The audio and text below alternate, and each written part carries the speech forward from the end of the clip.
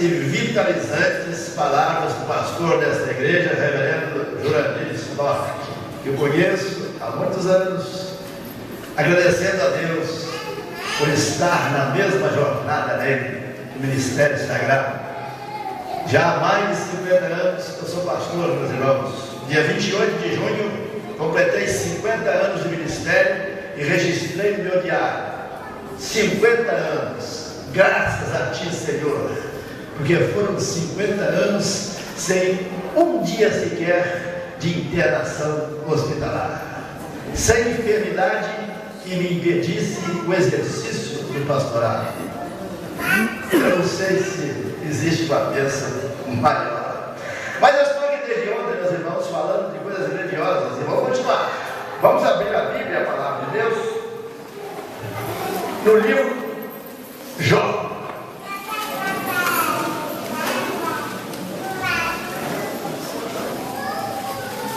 Livro de Jó, capítulo 38.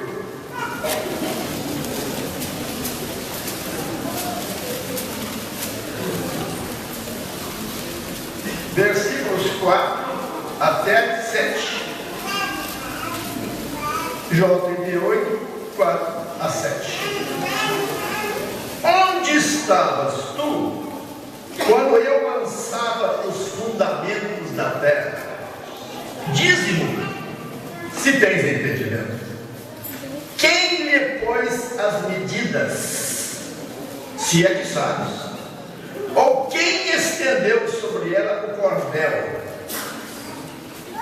Sobre que estão fundadas as suas bases? Ou quem lhe assentou a pedra angular?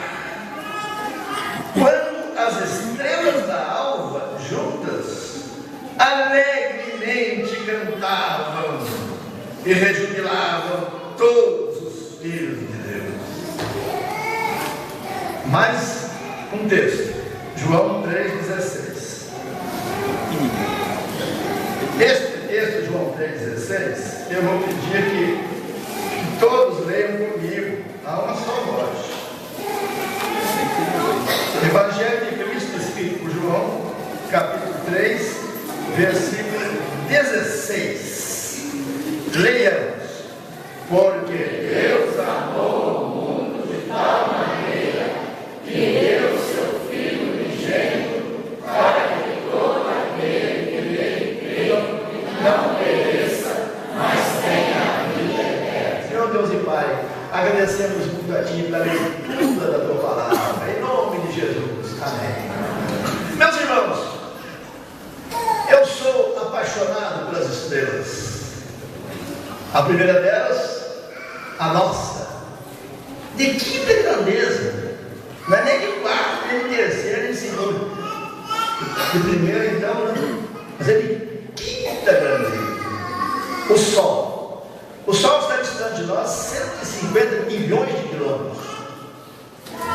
No entanto, depois da madrugada mais fria, mais gelada, basta que ele surja, para daí a pouco a gente começar a arrancar as cascas, as roupas que aquecem, porque os seus raios, apesar da distância, que eu insisto em repetir, 150 milhões de quilômetros, os seus raios que levam 8 minutos e um pouco para chegar até nós, eles, apesar da distância, eles trazem calor, eles aquecem. Tem mais, se o sol ficar sem nascer para nós aí uns 7 dias, vai ser muito gelo que nós vamos ter que passar por cima. É uma coisa encantadora. O sol é a estrela que nos comandar o dia, comandar aqui o sistema solar, que tem os planetas dos quais a Terra, e é ele que produz energia, vida, as plantações. É uma beleza do sol. Eu gosto muito do sol. Eu estava na vida rodoviária de Belo Horizonte uma vez, e sempre que eu sento assim perto de uma pessoa, Eu puxo uma conversinha. Não gosto de ser incômodo assim. O cidadão está preparado para morrer? Essa pergunta que se faz, ok? Eu soube que na cidade de Itaperuna, no estado do Rio, um barbeiro que evangelizava todas as pessoas, 2 horas da tarde, calor, lá muito calor, Itaperuna, quem conhece Itaperuna sabe disso. E ele estava afiando a navalha, pensando o que eu vou falar para esse homem, porque ele evangelizava todo mundo. Para encher agora aquele espuma, bateu bem, a espumeira toda, passou na cara do indivíduo, todo e tal. Continuou afiando a navalha e perguntou assim ao moço: o senhor está preparado para morrer? O homem saiu correndo, toalha em todo o pescoço, ele disse: cara, vamos cá com ele, não.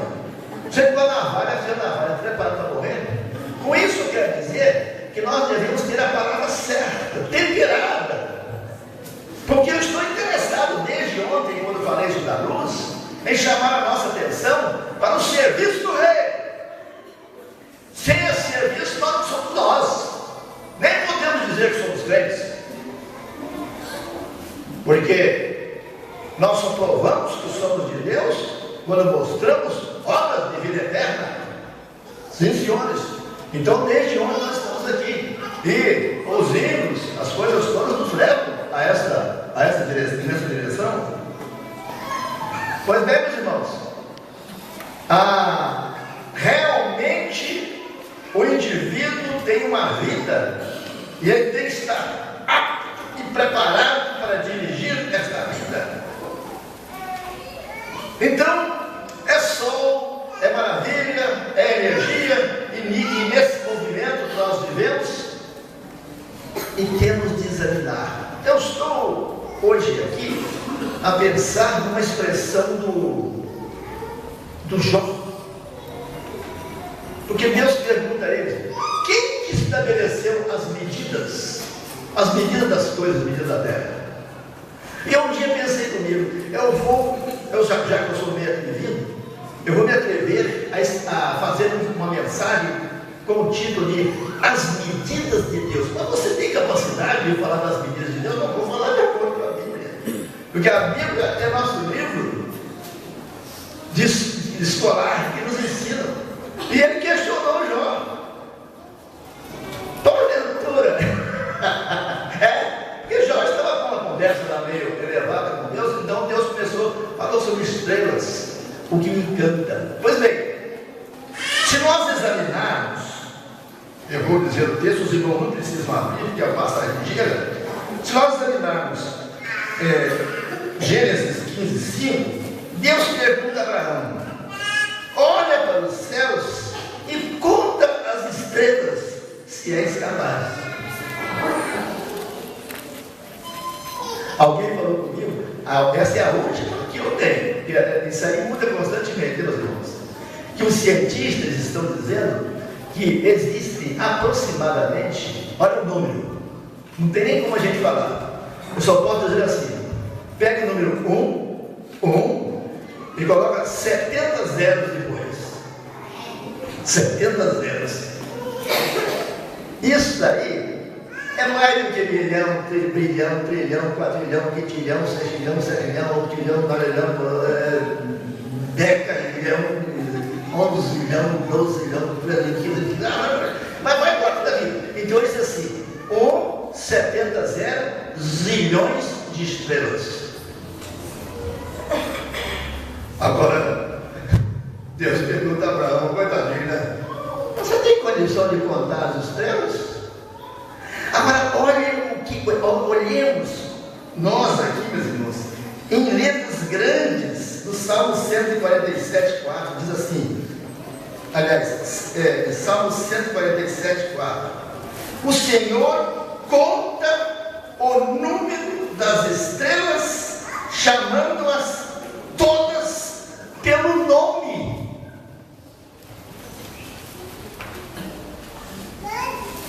Aproximadamente, né? 70 zeros. 1, 2, 3, 4, 5, 6, 7, 8, 9, 10, 70 zeros. Zilhões de estrelas. aproximadamente. E Deus conta esse número sem falhar. E chama todas elas pelo nome. Está aqui na palavra. Quando eu penso no tamanho de Deus e nas medidas de Deus, eu fico estático. A nossa galáxia, que é assim, o caminho de Santiago, que o mulher chama, né? Um mundo de estrelas, tem centenas de milhões de estrelas. O sol está lá no cantinho, não está no meio não, está num cantinho assim, quase numa margem, periferia, o nosso sistema está quase na periferia da galáxia, nossa família. Aí os astrônomos vêm e dizem que a galáxia vizinha nossa, o que é galáxia? É uma família muito grande de estrelas. A vizinha nossa, a vizinha, está distante de nós 2 milhões de anos-luz. Isso significa 2 milhões de anos a 300 mil quilômetros por segundo. Se alguém quiser fazer a conta, né? E essa distância enorme. Então eu estava pensando comigo, se nós tivéssemos um parente lá na Andrômeda, que é a galáxia que fica distante de 2 milhões de quilômetros, nós tivéssemos um parente lá, nós discaríamos o telefone, né? Discaríamos para ele. E aí, daqui a 2 milhões de anos, os telefones bateriam lá. Alô! Daí a mais de 2 milhões de anos, o alô dele chegaria aqui. E eu com o telefone na mão esperando. 4 milhões de anos. 2 para chamar lá e 2 para chegar aqui. Alguém quer fazer experiência? Para ver se aguenta ligar com o telefone na mão. 4 milhões de anos. Meus irmãos, que coisa fabulosa! Que coisa fabulosa! E aí eu começo a entrar, que eu sou apaixonado por isso, e eu ouvi dizer que tem uma estrela chamada Betelgeuse, que tem 160 milhões de vezes o volume do Sol. Mas é estranho, então. Eu ouvi falar de uma estrela que é mais de 50 vezes, mais de 50 mil vezes o brilho do Sol. Então, eu não tenho condição nem de olhar, de chegar um pouquinho para o Sol e eu não aguento olhar para ele. Uma estrela que tem milhares de vezes a luminosidade do Sol, coitadinho de mim. Medidas de Deus. As medidas de Deus são fabulosas. Aí eles dizem que Andrômeda é a minha vizinha, né? Então, só 2 milhões de quilômetros, 2 milhões de anos-luz vizinha. Aí depois dela tem N, um número, milhões de outras galáxias. E já teve um que falou que possivelmente o universo não seja único, porque Deus fez tudo em famílias. E há a probabilidade de existir famílias de universos. Mas vamos deixar esse montão de estrelas, as coisas fabulosas, porque é muito fabuloso. Eu fico horas fuçando lá na internet e vendo o que as pessoas falam sobre essas coisas. Vamos descer um pouquinho para a Terra? Vamos pegar um ser humano. Eu ouvi dizer que o nosso encéfalo, quando a gente chama de miolo, né, o cérebro, tem 100 bilhões de neurônios. Os neurônios são os terminais do nosso sistema nervoso e eles têm umas pontas assim igual tomadas. Tomada do negócio, a tomada é assim daqui, fica lá. Elas são assim e se conectam uns aos outros assim, ó. Então vai ficar assim, 100 bilhões. Eu fiz uma conta, se eu fosse contar os neurônios que eu tenho que ter na minha cabeça, 100 milhões, gastando 1 segundo para cada número. E é impossível, né? Porque enquanto você vai, 1, 2, 3, 4, é fácil, né? Mas quando você chega 1.622.427, um segundo só não dá. Mas vamos gastar um segundo só para cada número. Sabe quanto tempo eu gastaria para contar os neurônios que eu tenho? 3.200 anos. É claro que eu não vou tentar. Meus irmãos, que coisa maravilhosa. Mas por que Deus colocou tantos neurônios assim dentro da minha cabeça? Não podia ser só uns 1.000. Mas ele sabe por quê? Ele sabe por quê? E aí eu comecei a descer e ver umas coisas interessantes que eu não posso admitir que seja apenas coincidência. Eu entrei nos galináceos, nos bichinhos de pena, e descobri que os canários, eles nascem com 14 dias. O filho da galinha, que é o pintinho, nasce com 21 dias. Os patos e gansos levam 28 dias. Os gansos silvestres levam 35 dias. E os papagaios, esses bichos daí, eles levam 7 vezes 8, 7 vezes 35, mais 7, 42 dias. Aí eu perguntei para mim mesmo assim, seria apenas também o avestruz também leva 42 dias. Aí eu perguntei a mim, o ovo do avestruz, esse molhadeiro, que ovo grande, né? Eu perguntei a mim mesmo, seria uma mera coincidência? Olha a diferença. Do canário para a galinha, 7 dias de diferença, 14 para 21. A galinha para os gansos, né? Os patos, que são 21 para 28, 7 dias. Do ganso para o ganso silvestre, 35 dias, mais 7. E dos papagaios e avestruz, 42, mais 7. Todo mundo de 7. Seria apenas uma coincidência? É fantástico esse negócio. Aí eu entrei nos vegetais. Descobri, por exemplo, que as espigas de milho, não existe uma espiga sequer com um número ímpar de filas de grãos. Só par. E me disseram que se eu contar os grãos, nunca encontrarei ímpar também na espiga. Só par. Não par. Eu fiquei empolgado. Mas como eu conheço o mestre dos mestres, Jesus, eu fiz uma pesquisa no texto dele para ver se ele falava alguma coisa que contrariasse essa do científico. Não, contrariou não. Porque ele, quando fala nos grãos, ele fala 30, 60 e 100 por um. Marcos 4, 8. 30, 60 e 100 por um. Números pares.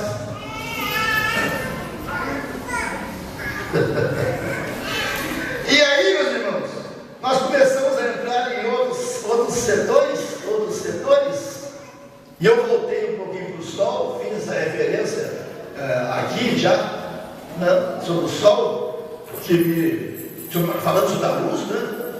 Para quem não estava aqui ontem, eu disse aqui que o Sol, em cada segundo, ele produz 383 bilhões de trilhões de quilowatts, o que corresponde a 100 bilhões de toneladas de TNT. A coisa por aí afora que Deus criou com respeito à criação é tão extraordinária que eu não tenho outra alternativa senão citar o apóstolo Paulo quando diz: oh, profundidade das riquezas, tanto da sabedoria como do conhecimento de Deus. As medidas de Deus na criação, espetáculo. Vou continuar apaixonado pelas estrelas, cada vez pegando mais. Ontem eu fiz uma outra citação aqui, né? É que domingo passado, uma professora de química passou para mim, porque o professor passa para mim. Olha, o senhor gosta dessas coisas, está aqui, ó, mais uma notícia assim. Ela pegou a notícia de que existe uma estrela tão grande, mas tão grande, no início do tamanho dela, que um avião percorrendo 900 km por hora, uma estrelinha, né?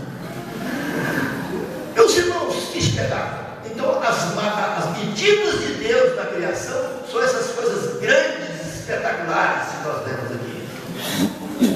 O presbítero Juarez Ferrari, de saudosa memória, de conselheiro Pedro, ele falou uma vez para mim assim: eu fico humilhado quando vou à praia. Por quê? Por quê, irmão? Porque eu chego lá e olho para o mar. Aquilo é tão grande que eu me sinto muito pequenininho. É verdade. Esses tamanhos que eu disse aqui, colocados perto de nós, meus irmãos, mas aí que está. As medidas de Deus na criação nos mostra esses espetáculos todos aí que nós acabamos de mencionar. E eu tenho mais: as medidas de Deus na redenção. Nós lemos aqui, todo mundo leu comigo, né? Um versículo da Bíblia, todo mundo conhece, né? Porque Deus amou de tal maneira e tal. Tem uma palavrinha, 3 letras. 3, tal. E eu fico assim, essa palavra de missão tal, missão tão. Só que não está ali muito bem, né? Deus amou muito de tal maneira. Porque tal, esse tal aí é de um tamanho tão grande, meus irmãos, que todo esse universo, essas estrelas que você tem aqui, elas se tornam pequenas, essas medidas, perto da medida da redenção tal. Deus amou o mundo de tal maneira. E eu gostaria que nós nos ocupássemos com essa palavrinha, um pouquinho aqui. Porque, meus irmãos, nós passamos por este mundo assim, ouvimos uma pregação, ouvimos o hino, cantamos o hino, lemos a Bíblia e tal, e continuamos. Chegamos lá no outro dia, vamos trabalhar no curso da pessoa, e parece que nós esquecemos. Mas nós não podemos esquecer, não. Nós temos de avivar mais e mais, e cada vez mais, crescer cada vez mais em glória, em conhecimento. Meus irmãos, em consagração, cada vez mais com o Espírito de Deus, vendo o Espírito de Deus inundando o nosso coração, para ver se nós temos uma resposta. Eu vou cobrar isso aqui, não é cobrar, lembrar apenas daqui a pouco, que a palavra que mais é citada pelos médicos nos tratamentos é a palavra resposta. E eles dizem assim: olha, infelizmente não está havendo resposta ao tratamento. E eles ficam tristes, não só o paciente, mas também os médicos. E por outro lado ficam tão alegres, né? Graças a Deus está havendo resposta. E há muitos médicos, a medicina não acredita muito em milagres, né? Mas há muitos médicos que acreditam em milagres. O Resperador passou por lá, um médico, já faleceu, o Dr. Manuel Ladeiras Vilas, que era um santo de Deus ali naquele lugar, né? E um dia apareceu um homem lá, tão desfaqueado, fizeram um picadinho na barriga dele. E ele pensou: está morto, né? Mas eu tenho que dar atenção assim, ó. Ele contou para mim isso. Ele falou: pastor, eu levei aquele homem passado da operação, desconhecido, né? Ali, foi trazido para cá, vinha pegar todo esfaqueado.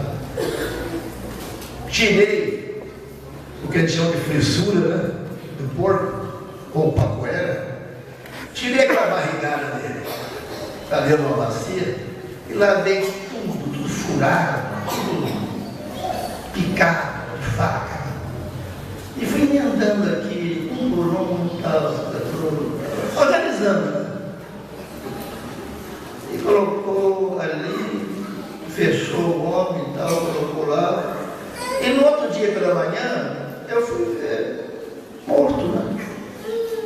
Porque ele não tinha condições de sobreviver de acordo com as facadas que ele tomou. Aí ele abriu a porta do quarto, onde estava deitado o paciente, olhou, percebeu que ele estava respirando. O quê? O homem está vivo? Aí chegou: oi? Aí eu ouvi uma voz grossa assim: estou com fome. Aí o Dr. Manuel falou comigo assim: pastor, olha, se isso aí não foi milagre, o que é? Um médico falou comigo: As medidas de Deus e a ação de Deus, meus irmãos, são coisas que nós não sabemos, nem temos condições de medir. Mas eu aqui nesse instante, estou cobrando a minha atenção para a palavra tal. Deus amou o mundo de tal maneira, ou seja, de uma maneira tão grande. E aqui eu digo, maior do que o universo, maior do que as estrelas, maior do que tudo. Porque eu pergunto, quem que é o maior? É a criatura ou o Criador? Então Deus criou o universo. Ele é maior que o universo. E quando Jesus diz, Deus amou o mundo de tal maneira, esse tal aqui, quer dizer, é de uma grandeza tão grande que deu tudo, o seu Filho unigênito, para que todo aquele que nele crê não pereça, mas tenha a vida eterna. Eu estava conversando com ela, Juranira, com os instantes, que eu fico pensando o seguinte: às vezes nós falamos que o ser humano não vale nada, mas é um carro, não vale nada, vai lá, coisa nenhuma. Não podemos pecar contra Deus dizendo assim. O nosso valor, não somos nós que damos o valor a nós. O nosso valor está em Deus, na pessoa de Deus. Deus amou este ser aqui, esse ser humano, de uma maneira tão grande que ele resolveu dar tudo dele, o seu unigênito filho, para morrer por ele, para pagar o preço. E o pecado criou uma desgraça muito grande na face da terra, meus irmãos, ao ponto de nós lermos ali que maldita se tornou a terra por nossa causa. Hoje eu estava, meus irmãos, lá na casa, na residência, né, do irmão Moisés, olhando muitas vistas de Lajinha, e eu falei, como que esse lugar é bonito, como que é bonito. Aí eu penso assim, uma terra maldita por causa do nosso pecado, é tão bonita, não é? Eu gosto de ver o pôr do sol. Quando o sol, depois que ele vai embora, e aquele clarão vai diminuindo, eu gosto de ver a silhueta, né, das serras, escarpas, das montanhas. E eu fico ali encantado vendo aquilo ali. Gosto também de ver a madrugada quando começa a despontar a aurora. Lá do outro lado começa a clarear. E eu me lembro das escrituras, né, desse autor aqui.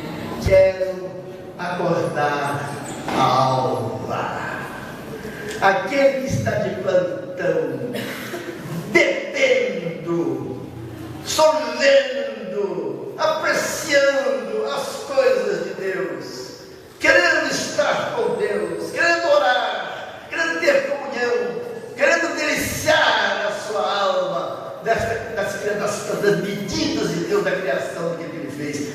Quando se depara com este pedaço que nós estamos comentando, ele estremece. Que coisa! Apesar de eu me tornar maldito e imundo, jogado fora, morto. Porque o apóstolo Paulo disse, escrevendo aos Efésios, estando nós mortos, ele nos deu vida. Jesus esvaziou-se a si mesmo. Imaginem os irmãos, aquele que estava na criação de todas essas coisas que nós mencionamos aqui, esvaziou-se a si mesmo, tomou a forma humana e veio aqui sofrer por nós, morrer por nós e ser sepultado por nós.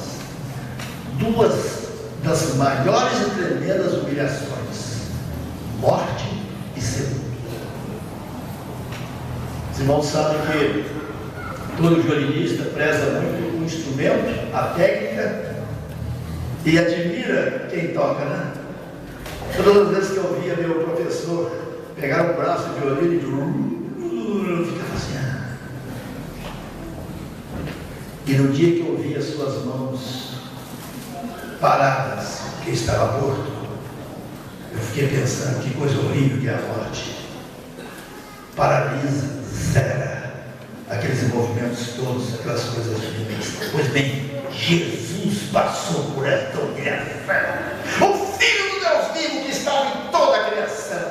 O Filho do Deus vivo que nada do que foi feito se fez sem a sua presença. O Filho do Deus vivo, meus irmãos, que acima das estrelas, a profundidade das riquezas, como diz o apóstolo Paulo, este soberano rei, como foi dito aqui, rei do universo,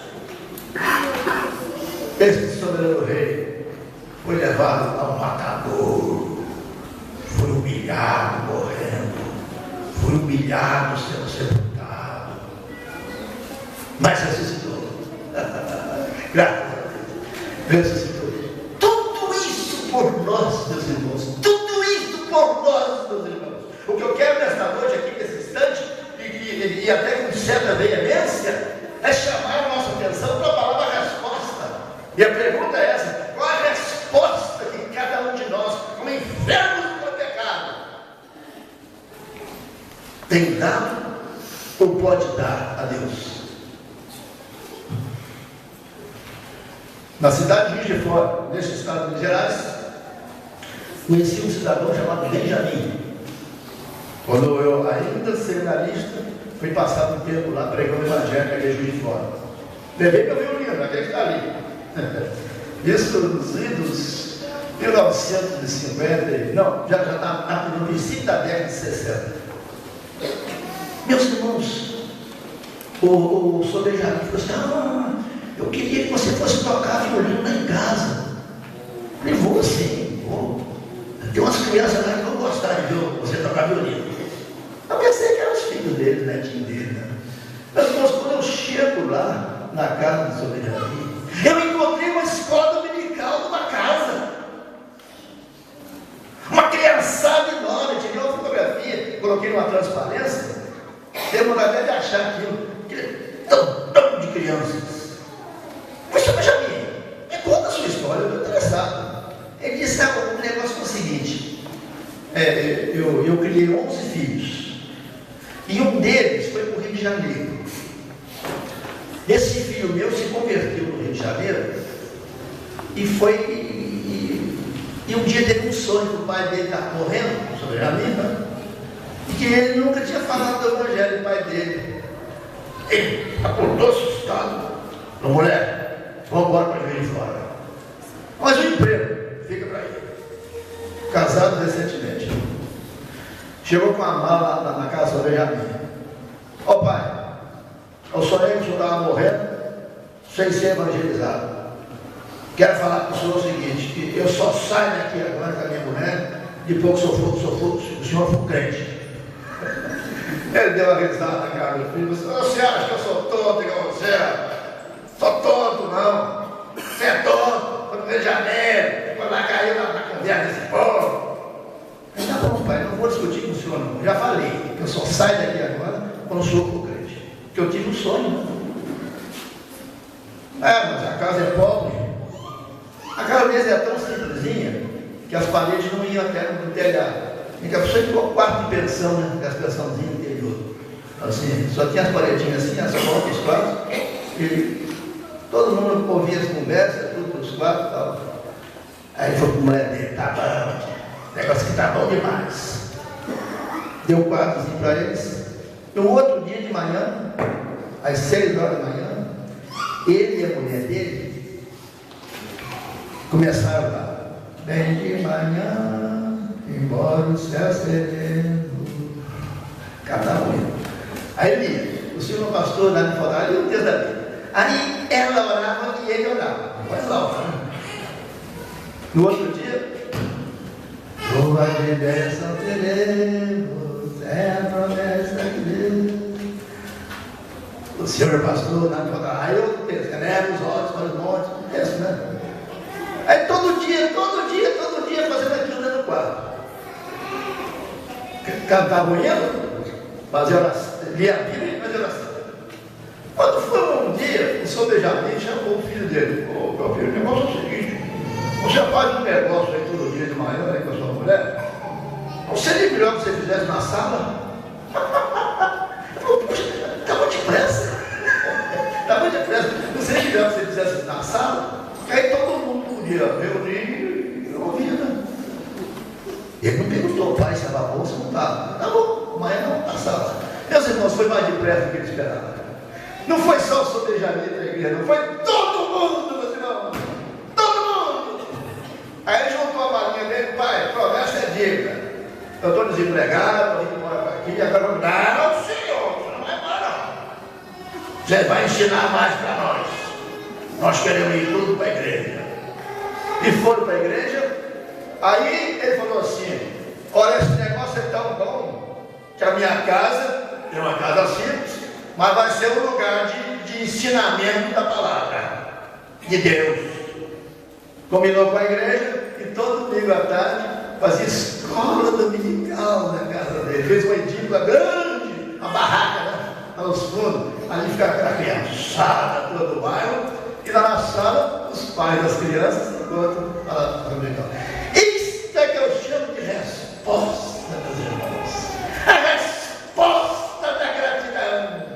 Aquele homem simples, sem ser doutor em nada, sem ser professor de coisa nenhuma, sem saber mestrado, qualquer coisa, sem se formar em nada, entendeu que o bairro dele precisava ganhar a instrução que ele ganhou do seu filho e agora na igreja. Aí colocou na sua casa uma extensão da igreja. Extensão é aquele negócio que liga na luz, né? Ele leva uma lâmpada lá no meio do mato, né? Isso é extensão. Ele fez isso da igreja para a sua casa, para ensinar as pessoas, para levar a luz do Evangelho de Jesus Cristo a quantas e quantas pessoas passaram por ali, meus amados irmãos. É isso que eu queria que todos nós, a começar de mim, entendêssemos nesse instante. Eu conheço um hino maravilhoso que diz: quanto tenho no serviço, gastarei no serviço do meu reino. E eu me entusiasmo com este hino, porque no meio das medidas de Deus, da criação, aquelas espetaculares grandezas que nós mencionamos aqui, as medidas de Deus na redenção, o amor de tal maneira grande, aí me vem a música de um outro hino. As maravilhas de Deus são enormes, enormes, na criação e na redenção, mas seu amor aos homens perdidos das maravilhas é sempre a maior. Ah, meus irmãos, o dia que toda a gente entender isto, vai passar a expor a palavra de Deus com sabor de mel, mais doce que o mel, mais doce que o destilar dos favos, a luz que brilha porque a lâmpada aos pés, o farol que brilha. Spurgeon, um dos maiores pregadores que o mundo já conheceu, ele uma vez disse o seguinte: que o farol, esses farol das praias, né? Eles não batem tambor, eles não fazem barulho nenhum, mas a luz dele encontra lá o marinheiro no mar, às vezes até perdido, e enche o seu coração de alegria, e de rumo, e de certeza de que está em segurança.